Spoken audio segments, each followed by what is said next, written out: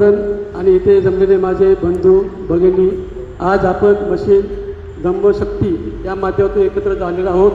आज मी तुम्हाला सर्वांनी ह्या विषयावरती बोललेले आहे। हा असा विषय आहे की जवळजवळ एका विषयावरती 5-5 तास बोलण्यासारखा विषय आहे, परंतु आपल्या इकडे वेळ नसल्यामुळे मी तुम्हाला थोडक्यात सांगू शकतो की आज हे इलेक्शनच्या माध्यमातून इथे मनुस्मृती आलेली आहे आणि मनुस्मृती आल्यामुळे तुम्ही कोणाचंही बरोबर इलेक्शन जरी लढला तरी निवडून येणार ते BJP येणार आहे, हे त्याने ठरलेलं आहे।